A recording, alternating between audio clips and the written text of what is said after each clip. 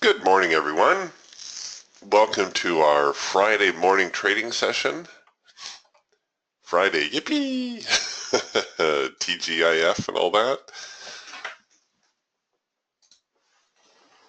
All right, so the market just opened up, and let's take a look here what's been going on in the overnight. Let's take a look at this here. The trade forecaster says we're supposed to be in trend mode for 188 minutes. Isn't that something? What's interesting is yesterday the market was pretty much in a decline for the close anyway. We saw a slight rally out of the open, and then around the afternoon session opening, the market went into a little bit of a tailspin, closed out somewhere down here around 43.85, give or take. And then the overnight markets came in, didn't do very much, but the market, like I said, closed around here around 43.85, so we've actually got a little bit of an opening gap here this morning. But we're also trading near the low of yesterday's session. You see that? Down here at 43.45. And that's right about where we're sitting right now.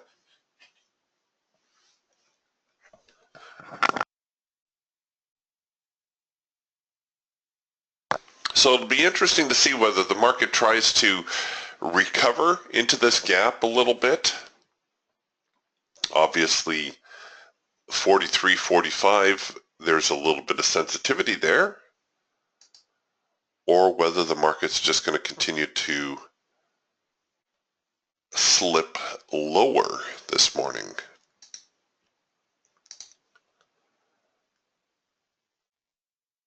There we go. We're getting a little bit of a reaction now. We'll try to give them a few minutes to settle in. We did get a first micro-macro cross signal here right out of the gate. That's not at all unusual to get a first micro-macro cross that early. And the nice thing, of course, about the first micro-macro cross, because it's a scalping trade,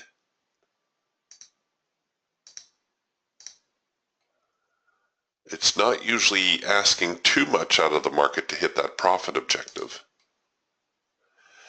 A few more yellow bars coming into the picture now.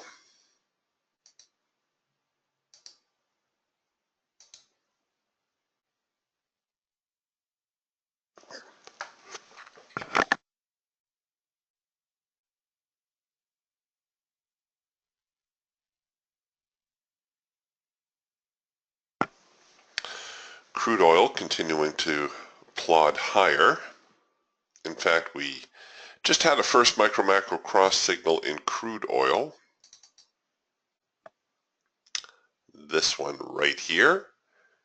And a nice little opportunity to sell that, or pardon me, buy that. It's been a long week. We are getting a second push on crude right here. So we've got our trend change signal here on the Falcon. Now we're getting that second push. The second push, remember, is when we allow the signal to engage, and then we see where the market flinches.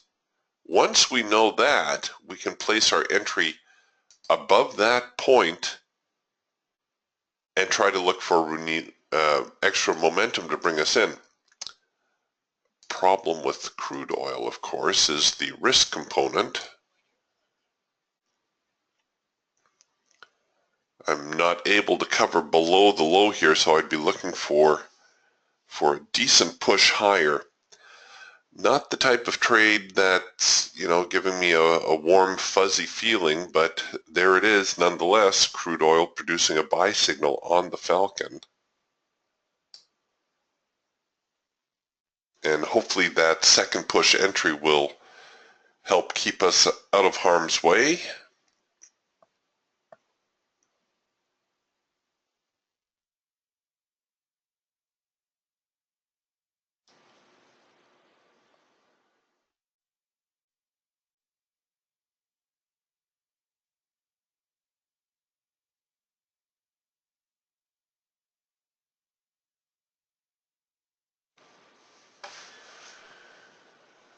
All right, well, here's a first micro-macro cross higher.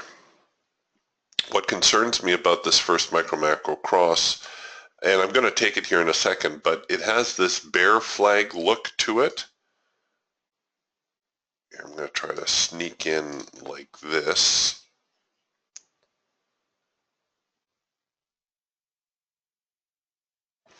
So what I mean by that is the market is obviously in a downtrend, right?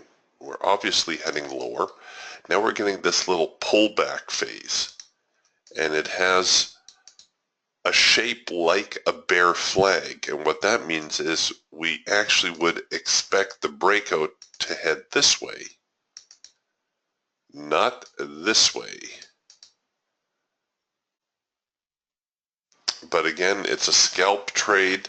Hopefully I'm not going to make the NASDAQ work too hard to get to my profit objective.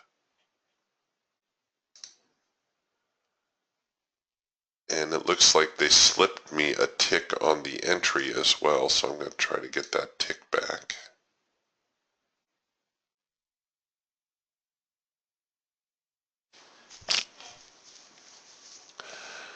All right, trade's now at break even.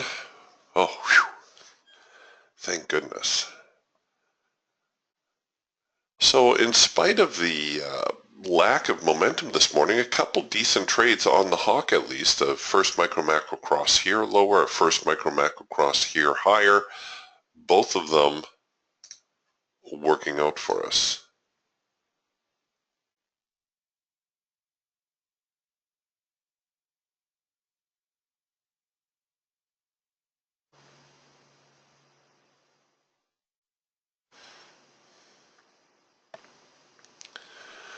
I tell you, if the market gets into this gap area around this 43.85 region, well, not even that high, let's say it gets above, here, let's take a look at the Raptor. It gets above these swings here at 43.65, maybe even as high as the 43.70 area. There's a little bit of room to move. We got some territory that we can make up for, because you can see, well, I'm not going to bore you with it, but the last couple of days have been a little bit of a roller coaster, but primarily heading lower. So we've got a lot of area up here that the market might try to get into. In fact, the Raptor gave us a soft edge buy signal right here. Note the soft edge buy always, always, always preceded by a test of the extreme and a failure. So here's your soft edge buy signal right there.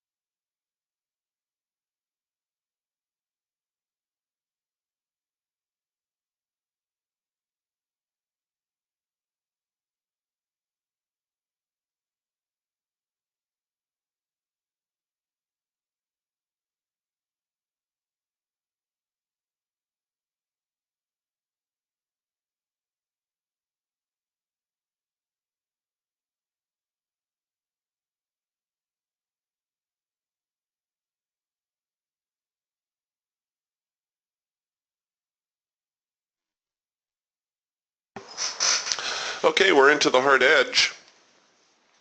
Looking for a little bit of a reaction. If we get that reaction, we're starting to work a cloud crossover.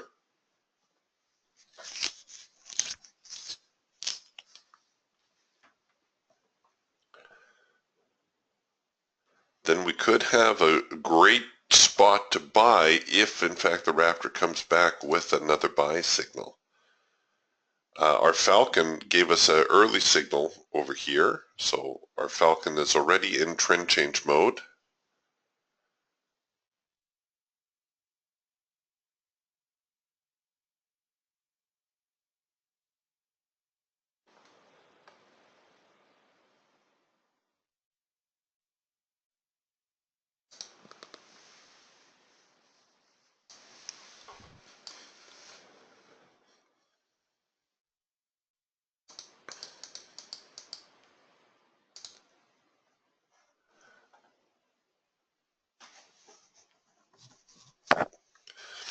And you can see the signals are starting to mix up here a little bit. We're getting a hard edge bounce here on the Eagle. We're getting a macro pullback on the Hawk.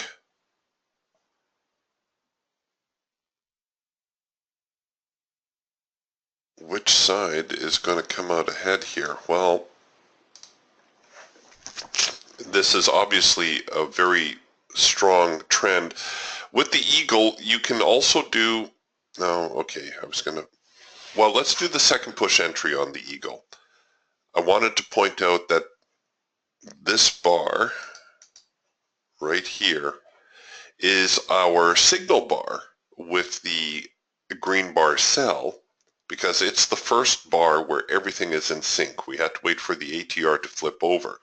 Now, sometimes if your support is too close, see, if we took that as a signal bar, it puts our profit target down here.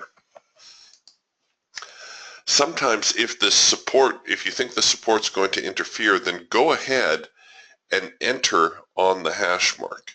Even though you're not in sync with the ATR yet, even though the market might bounce a little more, put your stop a little bit further away and enter on the hash mark. You see what happens now is our profit target is down here near the lows. Whereas before, we were going to make the market have to break those lows in order to get to our profit objective. And breaking lows is a pretty big deal. It's not an easy thing for the market to do. So had we, in this particular instance, I would have suggested let's take it on the hash mark. Let's keep our stop a little bit deeper, just in case the market bounces around a little bit yet. But it makes it that much easier to find our profit objective, even though the ATR is not in sync yet. Sometimes the logistics of a trade are going to override some of those little subtleties. And you can see here we are right now. We're probably low enough that we would have hit our break-even trigger. If not, it's probably prudent to start rolling your stop in. If you're not going to take it to break even, at least take it from here to the hard edge or somewhere near the hard edge, or at the very least above this high, so that you only have about, maybe $70 to $100 in open risk.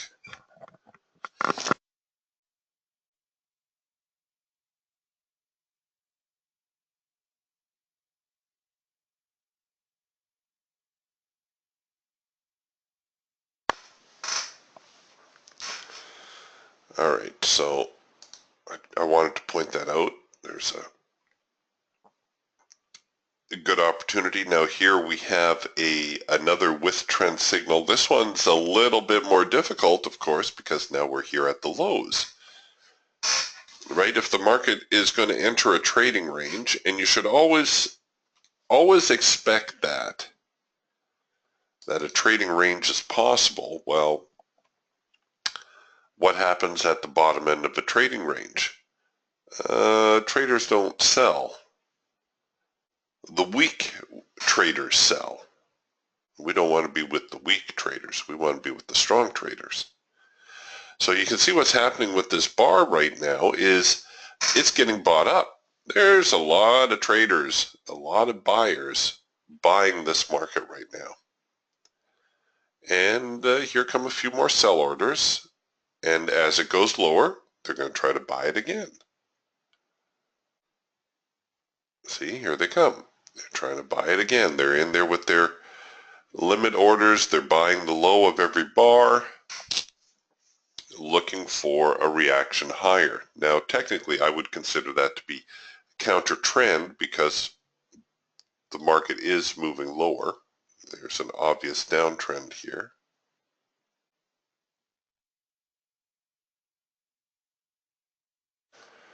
And as I pointed out the other day, I would recommend being more bearish than bullish.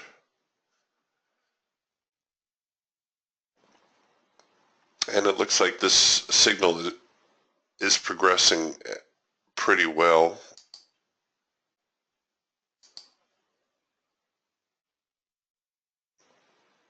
So far. But it does make it a little bit more difficult to take because it's not one of our higher probability signals, right? It's just a soft edge bounce. The green bar sell, higher probability. The hard edge bounce, higher probability. Soft edge bounces, they'll work out also, but they sometimes can be nail biters, as the market may have a tendency to try to pull back, get back into this trading range, or get back to the hard edge.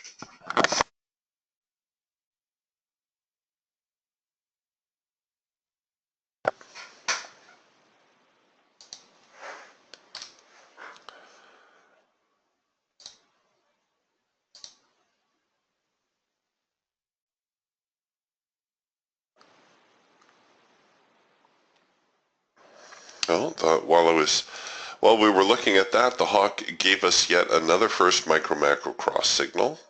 Well, I suppose it developed right here. Took a little heat on it. So when this one printed, yes, it's a first micro-macro cross. Don't build it like this, because the market may back up against you.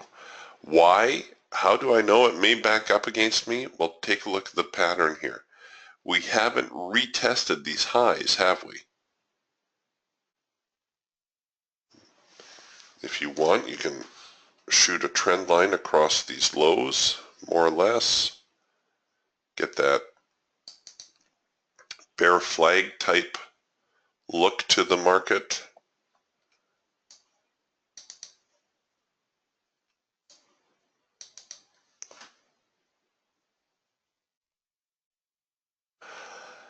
But we haven't had a retest of the high. So even though we've broken through these trend lines, and we're getting a sell signal, we should anticipate some sort of reaction here.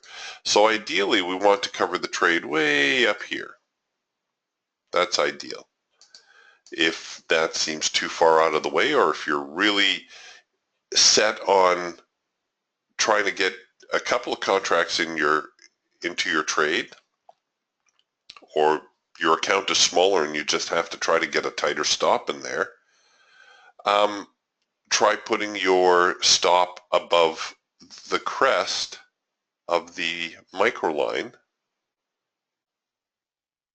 or the crest of the macro line, if there's no other structure that you can use.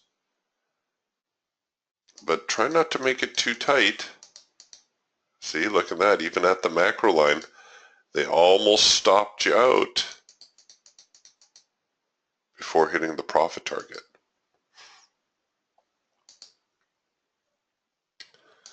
Very important. Muy importante. All right, so we're into a bit of a tailspin now. The overnight trend seems to be resuming. And when the market is runaway like this, it's very tempting just to punch in with a signal. You know, take any signal that comes along. you can get a feel for the momentum. Right, so here's the signal. You say, I got to get in here. So again, just try to get it up to the macro line.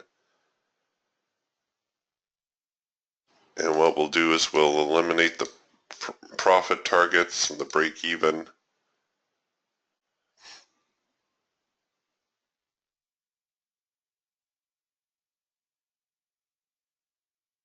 And if we get a little bit of room here, we'll move into a parabolic.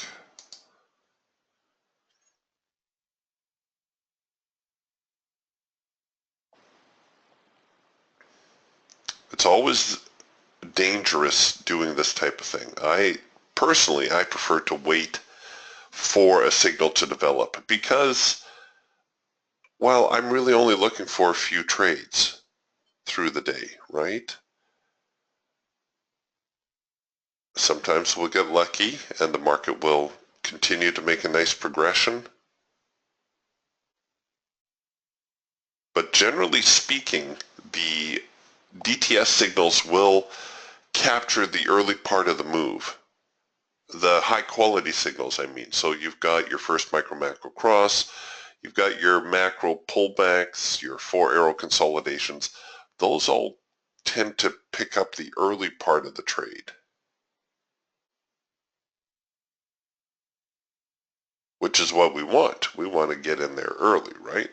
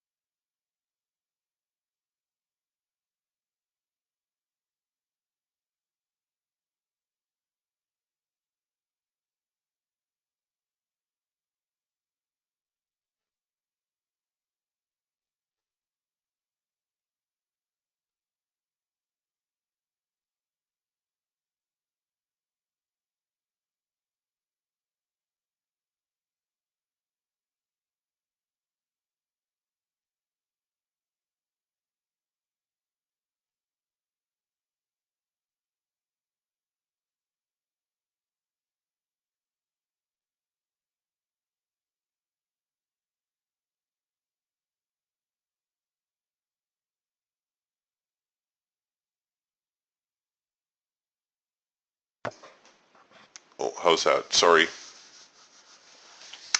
Sorry, a little trouble with the mute button. Yeah. Okay. So let me just go over what I was talking about here with the Falcon, because I have a feeling I was sitting on my mute button. What I was trying to point out to you here on the Falcon is that just because the market went out of sync here for a single bar does not necessarily negate this signal. Now, when you're first starting to trade the Falcon, I would recommend you stick with the guidelines. So in other words, if the market goes out of sync, you void the trade. Even though, you know, there was a very good progression here and you'd be quite upset, or you shouldn't be upset, but you might be upset that the market tailed off without you. What happened here is that this particular bar right there traded a little bit too high, or spent a little bit too much time being bullish, or something within the programming that made the trend line print green, but it only printed green for a single bar.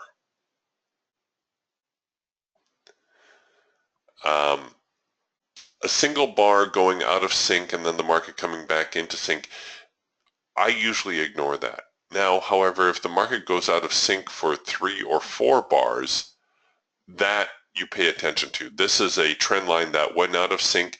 This is a trend line that I would have ignored.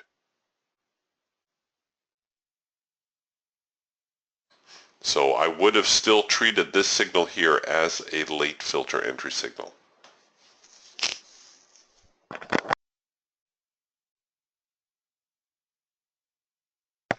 Okay, so Tony's asking a nuts and bolts question here. Tony says, good morning, Eric. Good morning, Tony. Nuts and bolts question, if you are in a trade with 5 contracts and it's going your way, how can you cover 3 and let 2 run?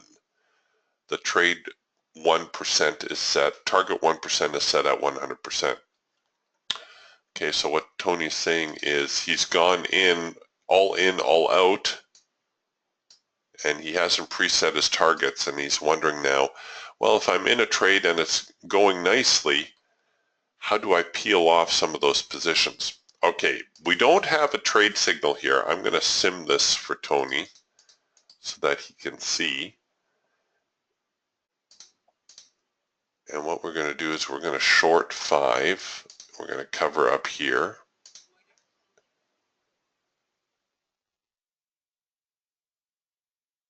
All right, allow me to extend these targets a little bit and we'll get rid of that. Okay, so you're in with 5 contracts. The market is moving your way. How do you take profit on 3 of them and leave 2 in as a runner? Well, if your quantity is set at 1 up here and I'm short, the easiest way to do it is to hit your buy market button. And watch what happens. I'm going to buy one at the market and notice the quantity has changed. Right? It went from 5 contracts to 4. If I hit buy market again, now I've got 3. That's the easiest way. A slightly more complicated way, and here let's add 2 more to our trade. So we've got 5 contracts again. The easier way, or pardon me, another way is to switch here to manual mode, move here to 3 contracts, and now buy the market. And you'll immediately take 3 contracts out of your position. So the trade manager will adjust your open position depending on how many times you hit your buy or sell market buttons. The downside with doing it this way is you're going to take the market price, right? You can't preset what value you want, especially if the market is moving like this, right? You don't have time. The other thing you could do is if the market is moving, you could, and your quantity is set at 3. Let's get this out of the way. Let's say you've got a point now where you want to take off 3 contracts, say here at 43.20. So you make sure your quantity is set at 3. You make sure you're in manual mode. And then you go down here to 43.20 and you right click on the chart and you're going to buy 3 on a limit at 43.20.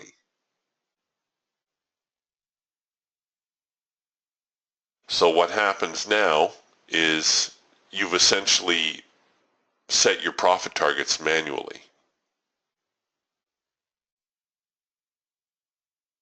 So if you're in a trade that you need to get out in a hurry, use your buy or sell market buttons, whatever the case may be, whether you're going higher or lower. If you're just looking, you're in a contract or you're in a position and now you think, oh, I should be taking profit at some point along the way,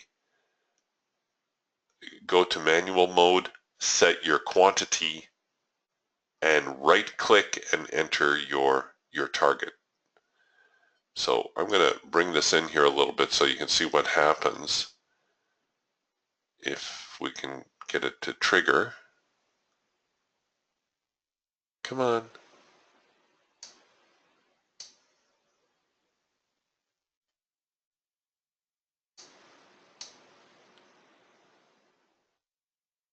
Oh, come on.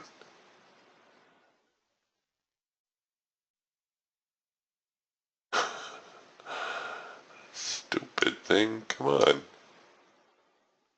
It's running away from me. It's scared. Come on.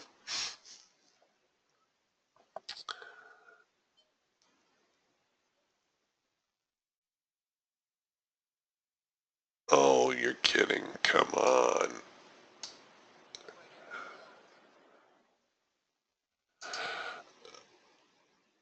All right, so what it did is it changed my quantity. It didn't, I just noticed this, it didn't change my my profit objective.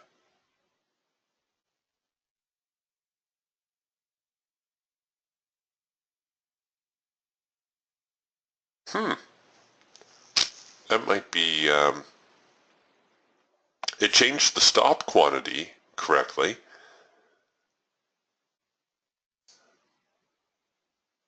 Let's see what happens here.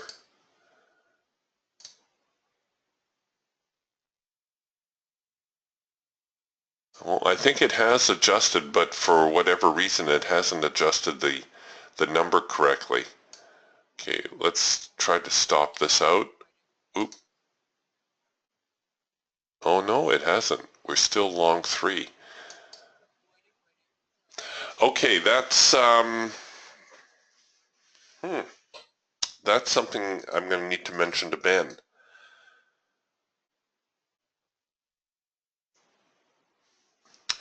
So until we get that fixed, that's actually a little bug right there.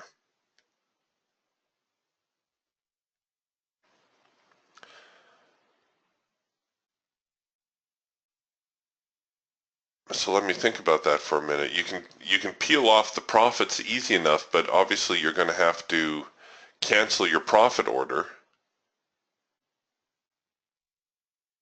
See, if we go, here's the problem for those of you who are tuning in late or weren't really interested in what I was doing. Okay, so we're short 5 contracts. Tony asked, how can I get rid of 3 of them? And I suggested going to manual mode, changing your quantity to 3, and hit your, because we're short, we want to buy 3 back, so you hit your buy market button. The quantity has changed correctly here on the trailing stop, but your profit target is incorrect.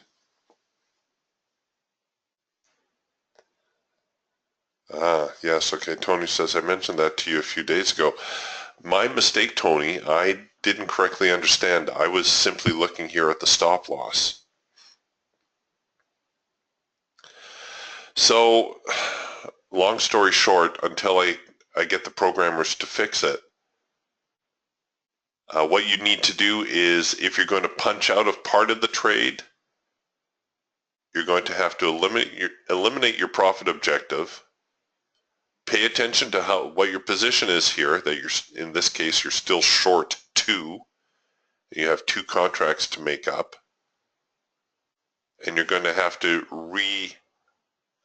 reprogram your profit target. So change your quantity, make sure you're in manual mode. Let's say your profit target was 43.15. Right-click on the chart and buy back 2 contracts at 43.15.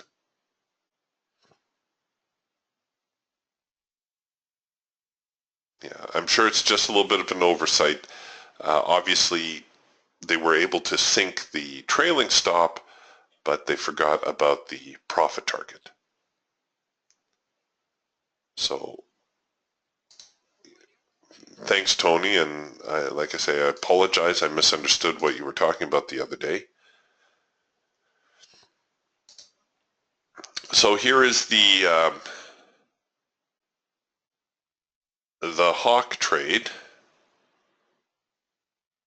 and you can see it's trying. It's kind of floundering here a little bit.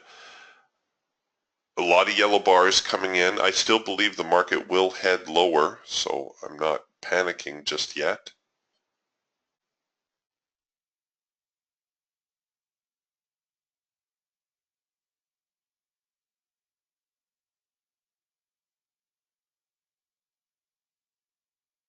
Angelo, I'm going to get to your question here in just a second. Tony has one more thing to add. Tony says, when you get stopped out, it will still have the 2 remaining. All right, let's try that again.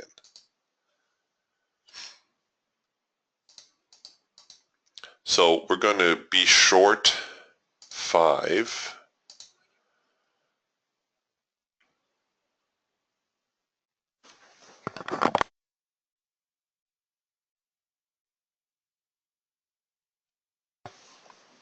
And there's no signal here for those of you who are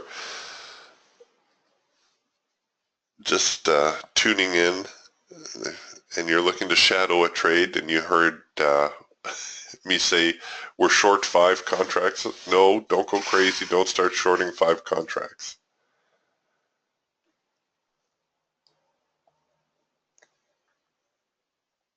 Okay, let's try this again. Let's try this.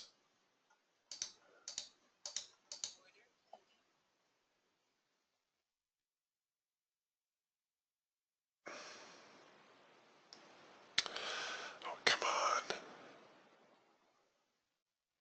Oh, I know what I'll do. Okay, well, there we're short.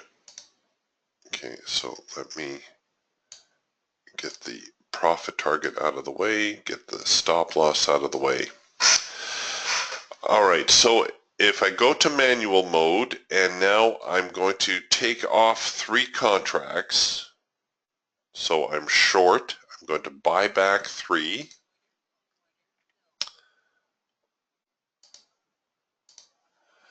My stops have adjusted, my profit target has not.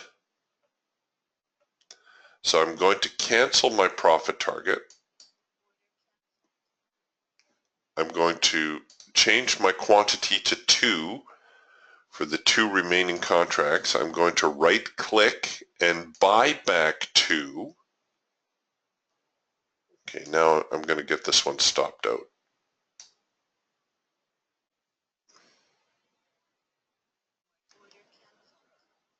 No, it should flatten you, Tony. Of course, the big test is to go to your control window and make sure you have nothing open. This is our hawk trade, by the way. See, hawk.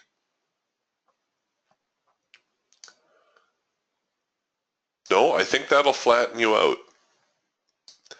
Now, you're correct if you take that old profit target and get stopped out on that, you will be long 2 contracts. You are correct about that. So you need to cancel. If you scale out of your position, you need to cancel that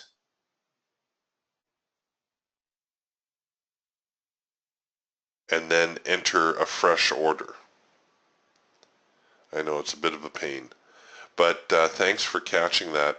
I will bring it to the programmer's attention. They probably will be scratching their heads a little bit wondering what I'm talking about.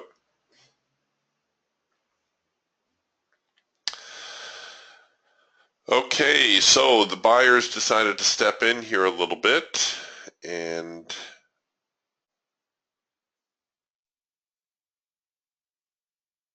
they're trying now to recover.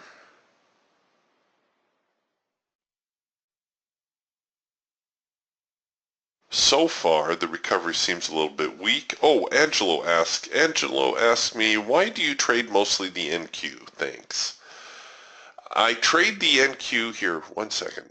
I'm going to load an E-mini chart, and we'll do a little comparison.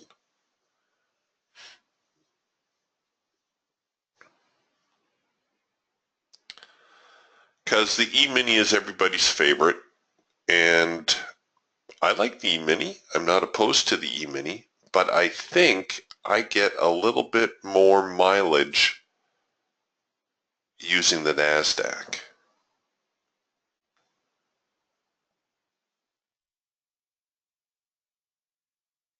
Okay, it's taking its time, but we're getting there.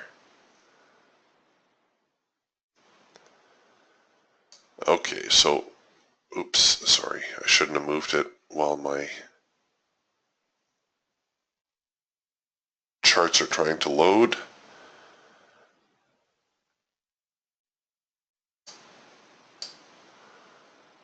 Okay, so here now is the E-mini Hawk, and if you're in this trade, the market will continue lower. I'm going to cancel this so that we can do a little comparison here. Okay, so the E-mini versus the NASDAQ. First off, the NASDAQ trades at $5 a tick. The E-mini trades at $12.50 a tick. What that means is that just on the surface, for every single contract I can afford in the E-mini, I'll be able to take at least 2 trades in the NASDAQ. Sometimes 3, depending on how the trade itself sets up. And you know what? I'm going to make this...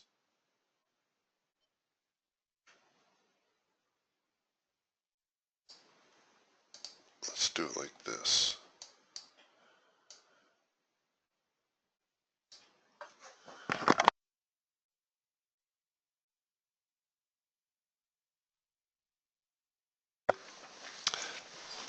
Okay. So let's say we don't have, let's find a couple comparable signals. Oh, well, here, we'll just keep it simple. We don't have the, we don't have a corresponding signal here just yet. Normally, these markets move more or less in sync, except right now. Okay, so we're going to get a red bar buy signal. We're going to get a macro pullback signal here in the E-mini. So I'm going to look to short the failure of the red bar buy. There we go. And I'm going to look to sell the E-mini. So let's take a look at the E-mini trade here. If I set it up really tight, I can get 3 contracts in. If I set this one up really tight, I can get 5 contracts in. Oh, here I need to change my profit objective. If we're going to compare apples to apples. So note the risk amount does not change. The profit objective does not change. We're still scalping $50 in each trade. What does change is the profit amount. Remember, my risk amount does not change. Regardless of the market, I can only afford $300 in risk. So I'm going to risk $300 in the E-mini, and I'm going to make $150, or I can risk $300 in the NASDAQ and make $250. So that's reason number one why I prefer the NASDAQ, is I get more bang for my buck. Now let's say I chose not to make the trade quite so tight. So let's compare these two signals again. Let's say I decided I don't want to frame this signal really, really tight. I want to give the trade a little bit of room. So here's the macro pullback signal. And where do we have some structure here? Let's say I try to go up here to this old support. I'm going to cover at the old support up there at around 2064. Okay, I've got one contract. So here's the E-mini or the NQ trade now, and just allow me to enlarge this for a moment. So where do I have some old structure? Well, I could take this. See, there's a little bit more to choose from here, isn't there? What if I went up here to 4350, this old support area? Oops. Okay, that's actually going to be out of reach with the NQ. So here's our signal. I get a little bit more structured nearby. Again, I can get a little bit more going on. So I'm still risking the same amount. I'm risking about $300, $350, $300. But once more, I have two contracts in play instead of just one. The other reason I like the NQ, let's take a look at that move right there. So here's the E-mini, and here's the NQ. Now this is, I don't know how this is going to work out. We're going to try this here. So this move is worth $300. Here's the corresponding move in the NASDAQ. No, it's also worth about $300. Good. I thought for a second there the E-mini was going to make a fool out of me. This is something that I've mentioned before that a lot of E-mini traders aren't aware of.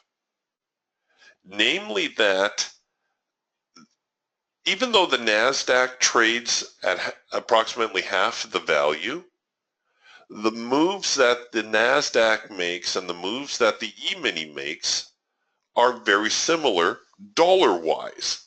So what I'm talking about is this move right here on the E-mini from low to swing high is worth $300.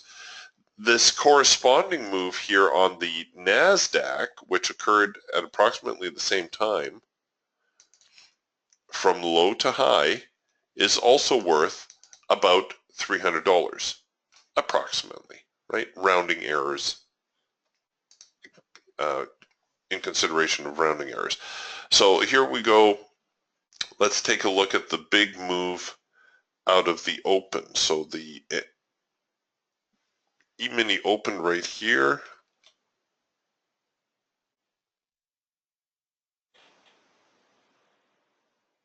Okay, so we're going to take it from the low of the session to that swing low. So from the low of the morning down to the swing low is $450. And I'm just using the trade manager to plot the values here. That's all I'm doing. So let's go now from the NQ. So the swing low was right here. And the low of the session of the morning. So the open was, it looks like it's going to be right here. So we're going to go from this low down to here. So from that low down to this low is $425. What was it for the E-mini? $450. So move for move, dollar, dollar wise, there is no advantage to trading the E-mini. The E-mini makes a $400 move, the NASDAQ makes a $400 move. The E-mini makes a $200 move, the NASDAQ makes a $200 move. So it's not like you can say, well, at $12.50 a tick, I can make more money with the E-mini. No, usually it's not the case at all. Usually the opposite is true, where you're going to get more contracts in play using the NASDAQ, and that's what's going to allow you to make more money. Now, Tony posted a comment here.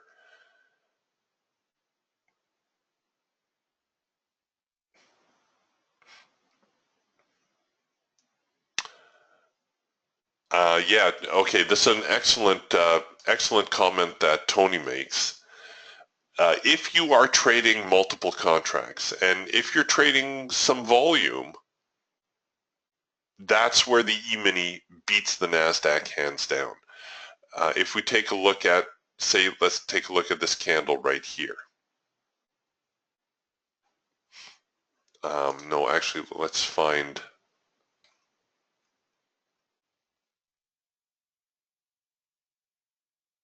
Okay, so we'll find the candle at the top of this recent move, and we'll compare it with the candle at the top of that recent leg here with the NQ. So the volume on this candle here on the NQ is just over 2,200 contracts. The volume on the E-mini for the same thing is 23,000 contracts. So if you're trading any kind of volume at all, you may experience a little bit of slippage with the NASDAQ, or sometimes you might find it difficult to get out of a trade. An alternative, if you're really stuck on trading the E-mini, is to trade the SPY. The spider. This is the ETF derivative of the S&P. It's going to shadow the S&P.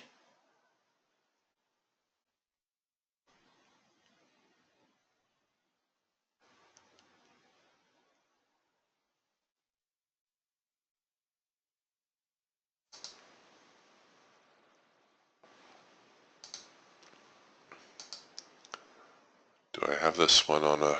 Yes, I do. Okay. So I've got the wrong brick size here. You're going to have to ignore that for a moment. Oh, sorry. I have my charts linked. I forget when I change one chart, the others need to catch up. Okay, there we go. So here's the same type of signal I think that we were looking at just recently. Yeah, I think that's the right time frame. So here's the spider. Here's that turning point, and you see the volume on that, 65,000 shares. Like that even, well, it's a slightly different instrument than the E-mini S&P, but huge volume there. And while we've got this up, why don't we just do a little quick comparison. So here was the swing low down here. And where was the low of the morning? Right there, I guess, 631.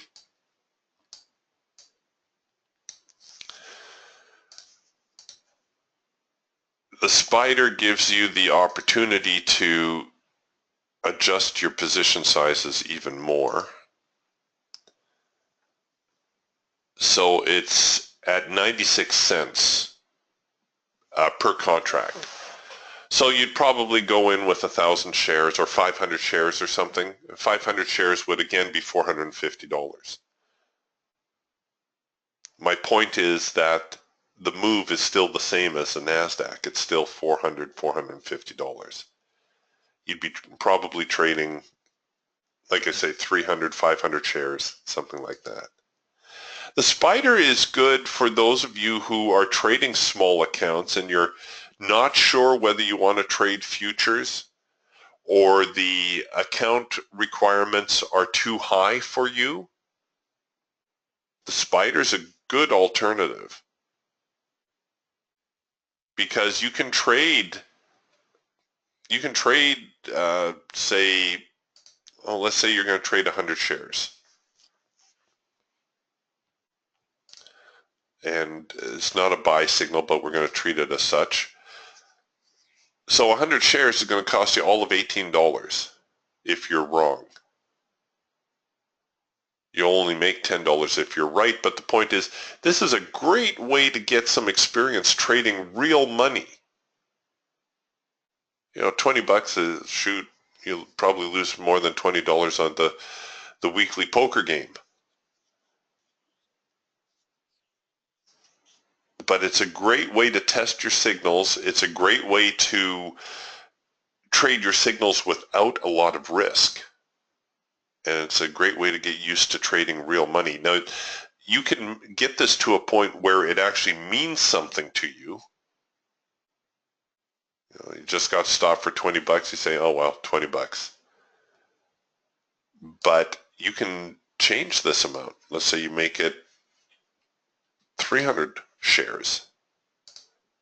And you go in and you buy and you sell. Now all of a sudden it's $50. All right, $50. There goes my lunch money.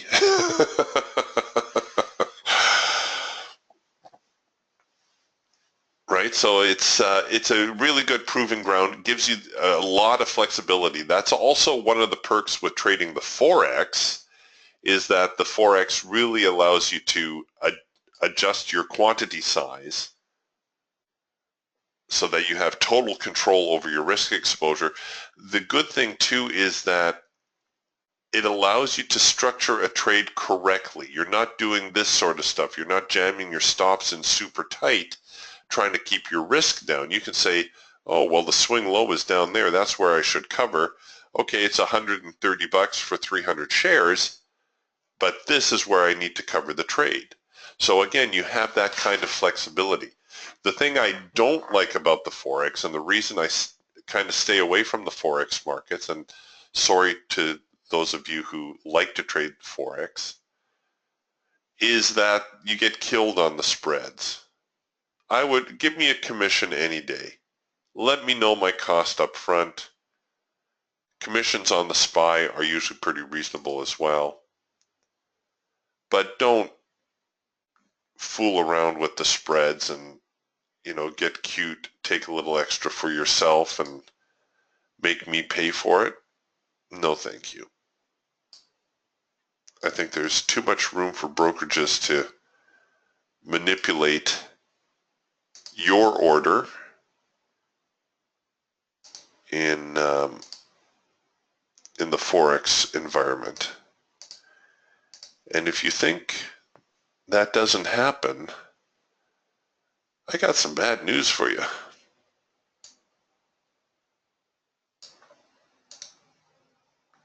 Great question though, Angelo. People ask me that all the time.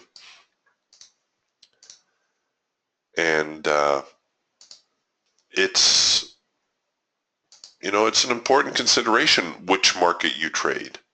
It really is. Your market mix will have an influence on your overall profitability. There's no question about that. You trade the wrong markets, and not just from the perspective of some markets are more difficult to trade than others. Some markets tend to be more whippy. Some markets tend to have less follow-through. But it's also, where can you maximize your capital? Right? And really, I suppose that's what trading is in a nutshell. How can I maximize my capital? Where can I get the most for my money?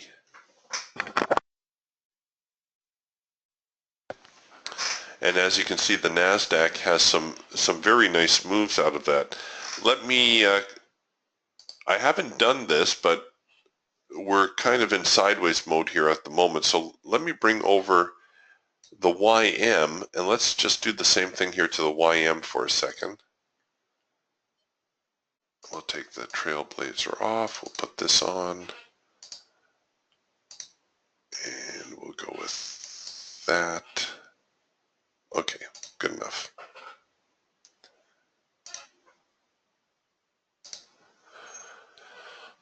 All right, so we were looking at this move right here, this little swing. Here's that low.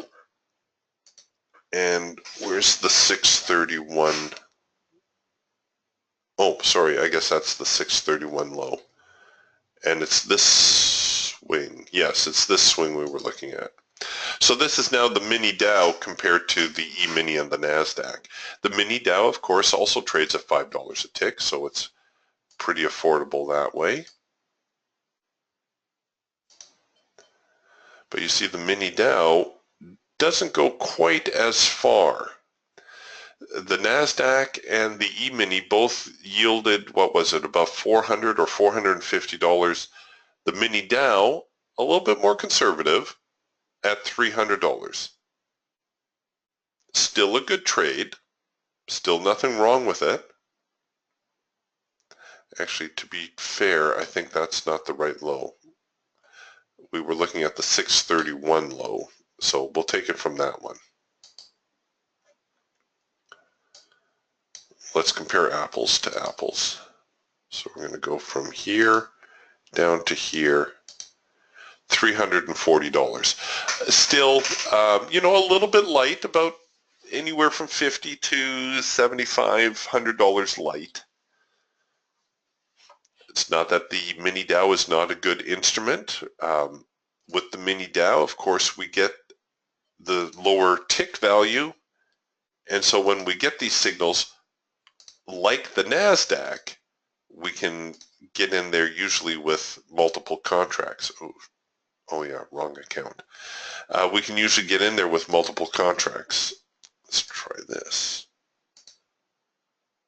So there's a soft edge buy. We cover it here. All right, well, this account I'm synced with right now is only going to allow me a single contract. But I'm sure you get the point before I belabor it too much.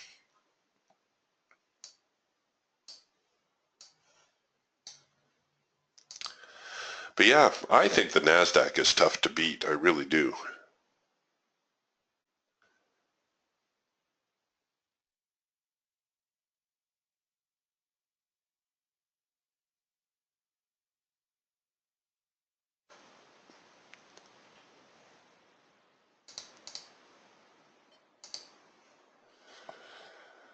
All right, well, after that initial decline, we've just kind of been floundering here for a little bit.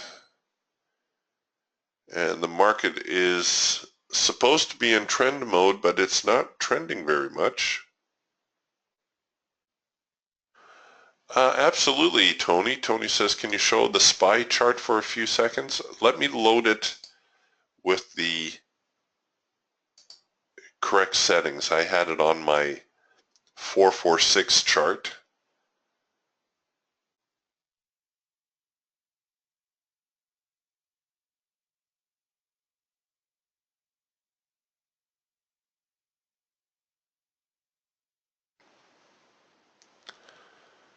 All right, so here's the spider now on the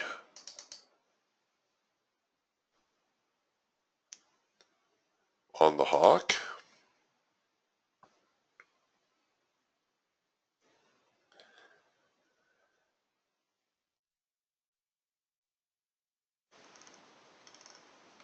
And what you want to do when you're looking at markets like this, if you're exploring a new market, you want to see how the signals are printing. You want to see, you know, first micro macro cross, did I get follow through? Yes, I did.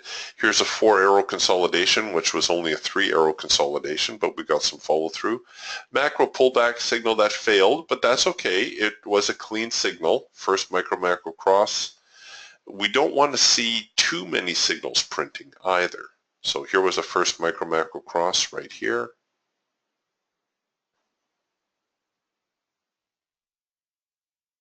If you choose to follow the the spider and you go into your trade manager, you're going to need to adjust your quantity divisor value, or sorry, quantity round down value.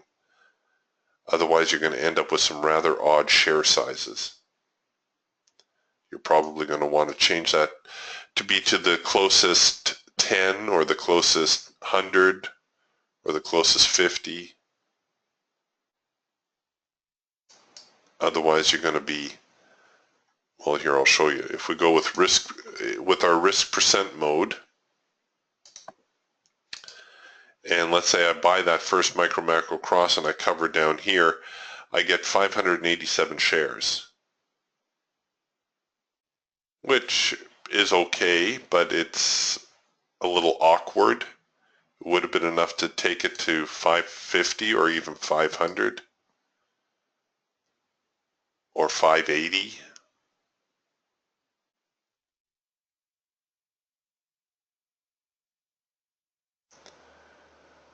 The spider's going to tend to follow the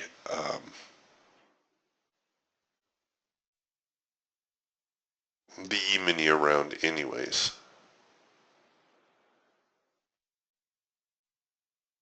They're joined at the hip. So there's the spider on the hawk. Here now is the spider on the falcon. And Tony says he's having trouble finding it. Go to your instrument manager, type in SPY, and there's the spider S&P 500. Put that into your assortment, and now whether or not it's part of your data package, that I can't tell you. But most data providers include it.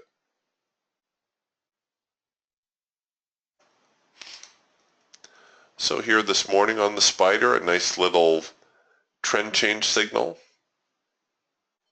out of the falcon. Good progression lower. We did see this also on the NASDAQ. In fact, I bet you could overlay these two charts, the NQ and the spider, and you'd have a hard time telling the two apart. One thing I have noticed on the spider is sometimes it can really get going, like going so fast you can't even get an order in. For that reason, the spider is sometimes a pretty good market to try to trade end of day. You know, if you see a trade, perhaps something, well here, let's bring the eagle over. The eagle tends to be our longer term tool anyway. So here's the eagle now. And let's say, you know, it's the end of the session and we're getting a green bar sell. And you say, oh, darn it, I'd really like to sell that. Go ahead and put your stops up there. With the spider, you can do this kind of thing. I would eliminate the profit order. So I just have this in as a runner or extend my profit target. And that allows you to take the trade overnight because you can see the quantities are such or the valuation is such that you can run a relatively deep stop, hold through the overnight, and you know, still get a decent trade out of it. And if it doesn't work out, well, again, you can adjust your quantities, right? You can adjust it down. Let's say all you want to do is 100 shares on the spider. So you go to manual mode, you go to 100 shares. We're going to put it all in as a runner.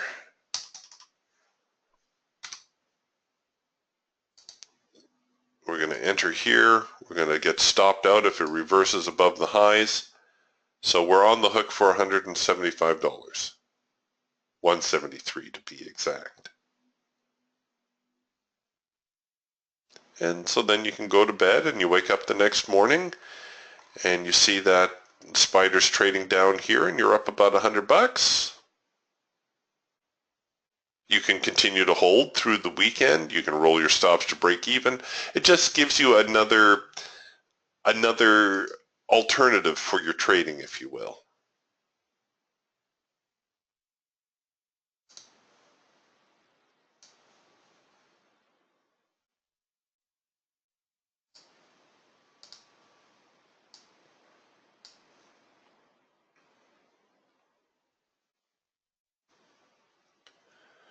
Yeah, Tony says he's still not getting it in his instrument manager. Talk to your broker first. A good ETF to follow, if you're interested in that type of thing, is GLD, gold without an O, GLD. That's a pretty big ETF. Then there's the Qs, QQQ, which is the ETF for the NASDAQ, but I don't see much point in trading the NASDAQ ETF when I can trade the NQ directly.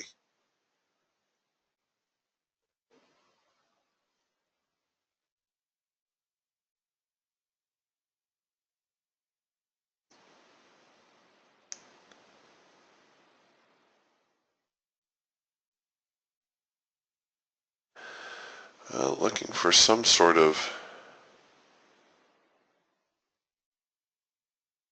momentum to come back into the market, but I don't know, it's Friday, maybe that was it.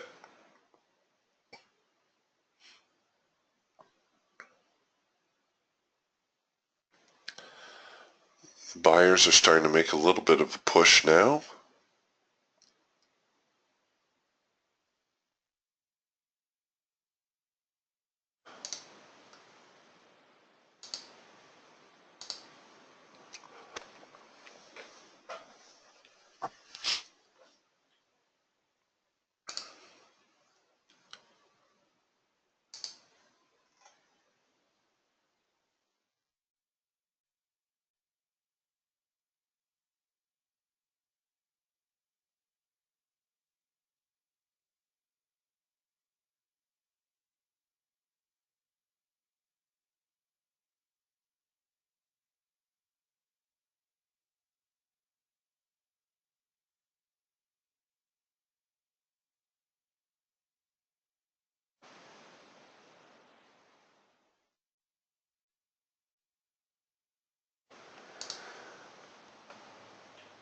Well, okay, we're getting another red bar buy signal here. Oops. Shoot, I was looking around at the other markets. Nice green bar sell here on the Eagle. Well, nice. It came up near the highs. Let me explain what I mean here. Here, I'll throw this order in. In fact, one sec. We might be able to, sure, I'll take it on the second push.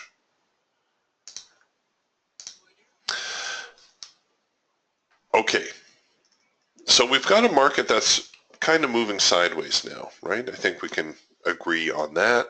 The market looking a little bit like this, kind of stuck in this box.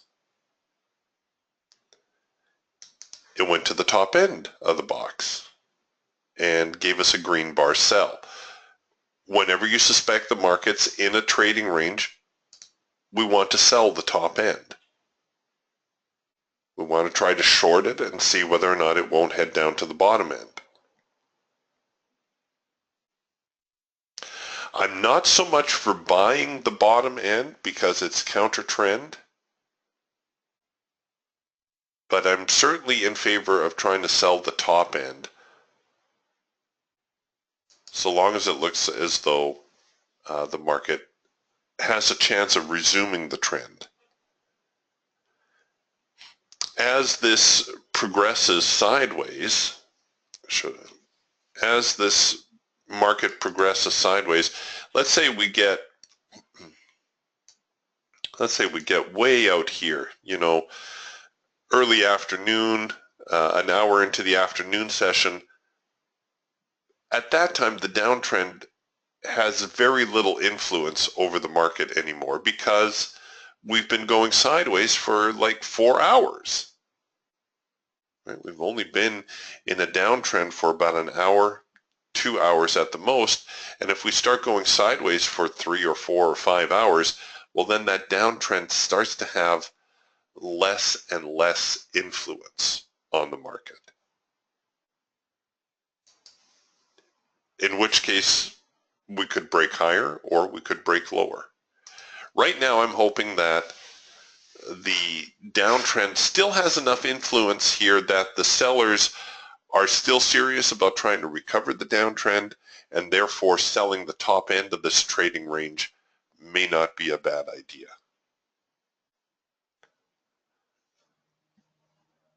That's the logic. I would have liked to have taken it on the hash mark because everything was in sync. We got the green bar sell, we got the hard edge bounce, we got the ATR moving in our direction. There were a lot of things there saying, yeah, this would be a good spot to short from, and it would have been nice to get in a little bit earlier. Once again, it would mean that my profit objective would be before the contract low instead of making the market push all the way to the contract low. But nobody says I can't adjust my profit target anyhow.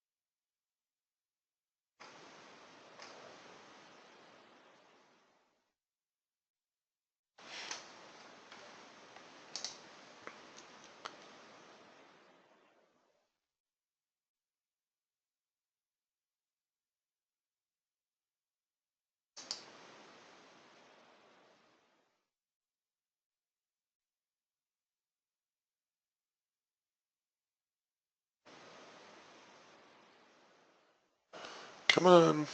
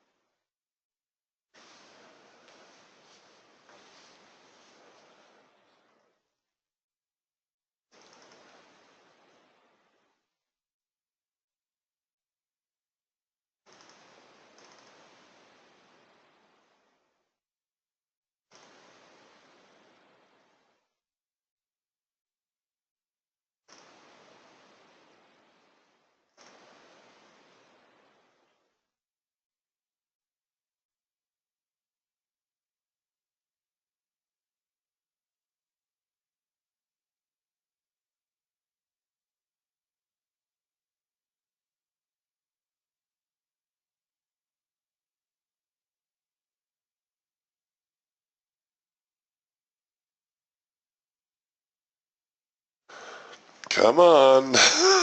Oh man, they're just plodding along here.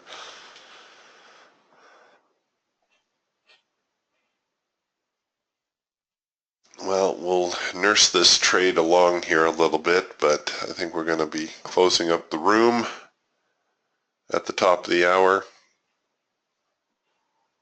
Don't think we're missing out on too much. Things might loosen up in the afternoon. Maybe. It is Friday.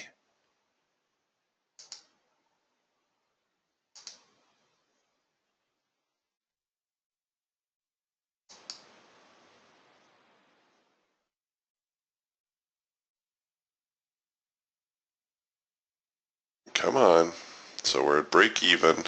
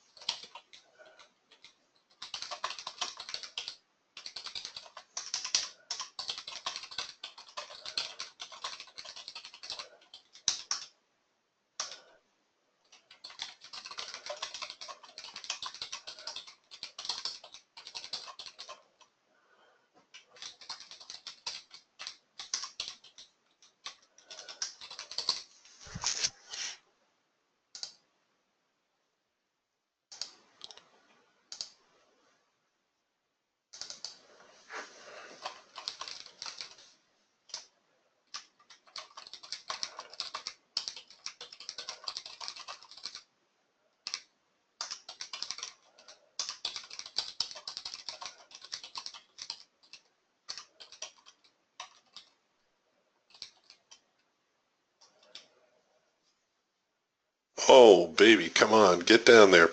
See, had we sold at the hash mark, we'd be at our profit objective already. And if I were smart, I probably would grab that open profit. Oh, whew. Okay, I didn't have to make the hard call. All right, well, I think that's going to be it for me this morning. Yeah, like Tony says, the market's kind of thin. You look at the volume on some of these bars here. Well, that one's not bad. Still 3,800 contracts going through that, but yeah, traders not really willing to take much of a stand going into the weekend. And I think that's going to be my cue to call it a day.